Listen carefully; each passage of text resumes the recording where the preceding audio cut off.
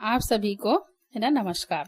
आज के इस वीडियो में हम भारत के संविधान निर्माण में भारतीय संविधान के उद्देशिका में दिए गए मूल्य व आदर्श के विषय में पढ़ेंगे।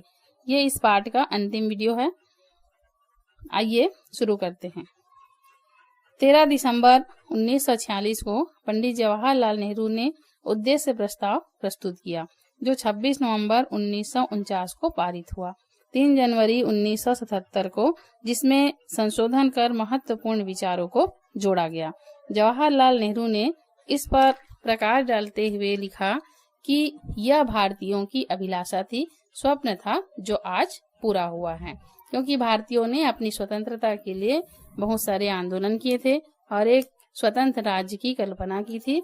इस स्वतंत्र राज्य में एक अपना संविधान होने का स्वप्न भी भारतीयों ने देखा था। इसीलिए पंडित जवाहरलाल नेहरू ने कहा कि यह भारतीयों की अभिलाषा थी, स्वप्न था जो आज पूरा हुआ है। संविधान के मूल्य एवं आदर्श। भारतीय संविधान की प्रस्तावना में उल्लेख जितने भी शब्द हैं, उसको सभी की इच्छाओं से लिया गया है। भारत में होने वाले जितने भी स्वतंत्रता आंदोलन थे, इन आंदोलनों की जो भावनाएं थी, उसको इसमें शामिल किया गया। इसके अतिरिक्त विदेशों में अनेक देशों में जो क्रांति हुई थी, जिसमें प्रमुख रूप से रूसी क्रांति, यहाँ से आर्थिक समानता व न्याय को लिया गया। फ्रांसीसी क्रांति से स्वतंत्रता व बंधुत्व की भावना, अमेरिकी क्रांति से राजनीतिक न्याय, स्वतंत्रता के साथ मानव गरिमा के भाव को लिया गया। आइए हम इनको विस्तार से समझते हैं। भारतीय संविधान की प्रस्तावना में एक एक शब्द का अर्थ समझने से पहले हम प्रस्तावना को पढ़ते हैं। भारतीय संविधान की उद्देशिका या प्रस्तावना। हम भारत के लोग भारत को एक संपूर्ण प्रभुत्व संपन्न समाजवादी पंथ निरपेक्ष लोकतंत्रात्मक गणराज्य बनाने के लिए तथा उसके समस्त नागरिकों को सामाजिक, आर्थिक और राजनीतिक न्याय, विचार, अभिव्यक्ति, विश्वास, धर्म और उपासना की स्वतंत्रता, प्रतिष्ठा और अवसर की समता प्राप्त कराने के लिए तथा उन सब में व्यक्ति की गरिमा और राष्ट्र की एकता और अखंडता सुनिश्चित करने वाली बंधुता बढ़ाने के लिए दृढ़ संकल्प होकर अपनी इस संविधान सभा में आज तारीख 26 नवंबर 1949 ईस्वी को एतद द्वारा इस संविधान को अंगीकृत, अधिनियमित और आत्मार्पित करते हैं। भारतीय संविधान की प्रस्तावना में उल्लेखित एक एक शब्द का हम अर्थ समझने का यहाँ पर प्रयास करेंगे। इसमें पहला शब्द है हम भारत के लोग। यहाँ हम से मतलब है जनता, अर्थात भारत का संविधान किसी राजा, सरकार या विदेशी शासक ने न बनाकर देश की समस्त जनता ने मिलकर अपने लिए बनाया है। इसमें 3 प्रमुख बातें हैं। पहला जनता के लिए, दूसरा है जनता के द्वारा, तीसरा जनता का शासन। अर्थात संविधान जनता के लिए है, जहां लोकतांत्रिक तरीके से जनता के लिए शासन होगी। जनता के द्वारा संविधान का निर्माण जनता की इच्छा से किया गया है। हमारे द्वारा चुने हुए प्रतिनिधि ने संविधान का निर्माण किया है। जनता का शासन, लोकतंत्र और संविधान में अंतिम शक्ति जनता के हाथों में निहित है। जनता जब चाहे तब सरकार बदल सकती है। सरकारें कैसे बदली जाएगी, तो यहाँ जनता अपने मताधिकार का प्रयोग करके जब चाहे किसी को भी सरकार में बैठा सकती है या सरकार से हटा भी सकती है। दूसरा है प्रभुत्व संपन्न। प्रभुत्व संपन्न का अर्थ होता है देश आंतरिक व बाह्य दोनों मामलों में स्वतंत्र है। अर्थात देश में जिसकी भी सरकार रहेगी, वो देश के अंदर और देश के बाहर जो भी अपने देश के लिए नियम बनाना है, उसके लिए स्वतंत्र है। हमको किसी दूसरे देश पर आश्रित नहीं रहना है, न ही किसी दूसरे देश के कहे हिसाब से हमको चलना है। तीसरा पंथ निरपेक्ष। भारत देश का राज्य किसी विशेष धर्म या पंथ के अनुसार नहीं चलेगा। देश का झुकाव किसी पंथ व धर्म के प्रति नहीं होगा और न ही भेदभाव करेगा। सभी को अपने अपने धर्मों को मानने की आजादी होगी। यहाँ पंथ का अर्थ होता है भारत में रहने वाले हिंदू, मुसलमान, सिख, ईसाई आदि धर्मों से। राज्य किसी धर्म के आंतरिक मामलों में हस्तक्षेप नहीं करेगा, लेकिन जहाँ सार्वजनिक नैतिकता, शांति व्यवस्था व स्वास्थ्य प्रभावित होता है, वहाँ राज्य हस्तक्षेप भी कर सकता है।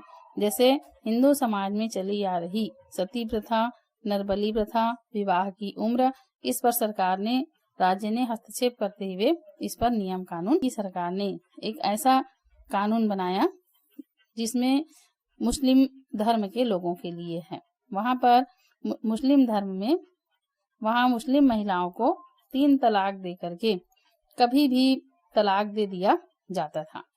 मुस्लिम पुरुष चाहे विदेश में हो या किसी अन्य राज्य में हो, कहीं पर हो, यदि वो फोन से भी 3 बार तलाक बोल देता था तो उनका तलाक मान्य माना जाता था मुस्लिम धर्म के हिसाब से। इसी को अब कानून बना करके ये तलाक मान्य नहीं होगा, इस तरह से कानून बनाया गया है। तीसरा, लोकतंत्रात्मक। लोकतंत्र जहाँ संपूर्ण शक्ति लोकतंत्र में जहाँ संपूर्ण शक्ति जनता में होती है, मत देने का अधिकार सबसे महत्वपूर्ण है। जनता अपने मत का प्रयोग कर जब चाहे तब सरकार बदल सकती है। लोकतंत्र को सफल बनाने में समाचार पत्र व टीवी चैनल एक महत्वपूर्ण साधन है।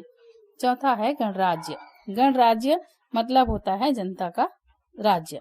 राज्य में शासन प्रमुख जैसे कि राष्ट्रपति वंशानुगत न होकर किसी चुनाव की प्रक्रिया से बनता है, वह गणराज्य कहलाता है।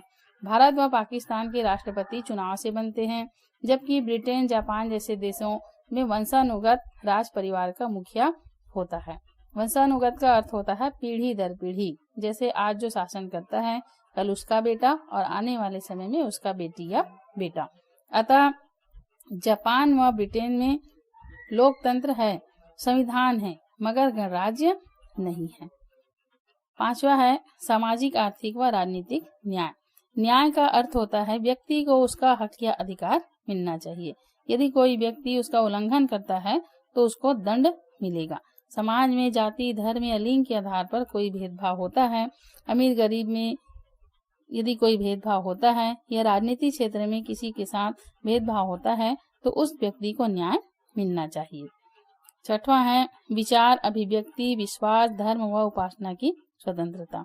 देश में किसी भी विषय पर व्यक्ति अपना विचार अभिव्यक्त कर सकता है। किसी भी धर्म में विश्वास रखने या न रखने की स्वतंत्रता है। किसी भी धर्म के हिसाब से उपासना करने की स्वतंत्रता होती है। सातवां प्रतिष्ठा व अवसर की समानता। कानून की दृष्टि में राजा हो या भिखारी, दलित हो या सवर्ण, महिला हो या पुरुष, सबके लिए एक ही कानून होगा और कानून की नजर में सभी समान होंगे। सार्वजनिक जीवन में लिंग का अर्थ होता है महिला या पुरुष। जाति, धर्म आदि के आधार पर किसी के साथ कोई भेदभाव नहीं होगा। कोई भी नागरिक किसी भी सरकारी पद को यदि उसके पास योग्यता है तो बिल्कुल हासिल कर सकता है। संविधान सबको अवसर देता है। यह अवसर जीवन के प्रत्येक क्षेत्र में होता है, जैसे आर्थिक क्षेत्र हो गया, राजनीतिक क्षेत्र हो गया या कोई भी अन्य क्षेत्र में है। हम राजनीतिक क्षेत्र में भी देखते हैं कि सभी व्यक्ति को आगे बढ़ने की स्वतंत्रता है। यदि व्यक्ति में योग्यता है तो बड़े से बड़े पद पर पहुंच सकता है। भारत में हम देखते हैं कि एक चाय बेचने वाला व्यक्ति आज प्रधानमंत्री के पद पर शोभायमान है। वहीं हम यदि अब छत्तीसगढ़ राज्य की बात करें तो भूपेश बघेल माननीय मुख्यमंत्री छत्तीसगढ़, ये भी पिछड़े वर्ग से आते हैं, किसान वर्ग से हैं। इन्होंने भी अपनी योग्यता के दम पर यहाँ पर छत्तीसगढ़ में मुख्यमंत्री पद पर कार्य कर रहे हैं, शोभायमान हैं। तो इस तरह हम देखते हैं कि राजनीति के क्षेत्र में भी सबको आगे बढ़ने का मौका मिलता है। आर्थिक क्षेत्र में भी हम अपने हिसाब से कोई भी काम धंधा, व्यापार, व्यवसाय कर सकते हैं जो कानून के दायरे में रहकर होता हो। अंतिम है आठवां, व्यक्ति की गरिमा, राष्ट्र की एकता, अखंडता सुनिश्चित करने वाली बंधुता। देश में सभी व्यक्तियों की अपनी अपनी गरिमा होती है। सभी व्यक्ति अपने विषय में ही ना सोचकर देश की एकता के विषय में भी सोचेंगे। देश अखंड है, हमारे देश को कोई भी ताकत नहीं तोड़ सकती। यदि कोई हमारे देश को तोड़ने का प्रयास करता है तो उस समय सारे भारतवासी एक होकर के ऐसी शक्तियों को मुंह तोड़ जवाब दे करके अखंड भारत का यहाँ पर हम लोग निर्माण करते हैं। आज की इस वीडियो में अब यहीं पर मैं अपना समाप्त करती हूँ और अगले वीडियो में हम इस पाठ के महत्वपूर्ण प्रश्नों को थोड़ा सा ध्यान देंगे। तो तब तक के लिए मुझे आज्ञा दीजिए। नमस्कार, धन्यवाद।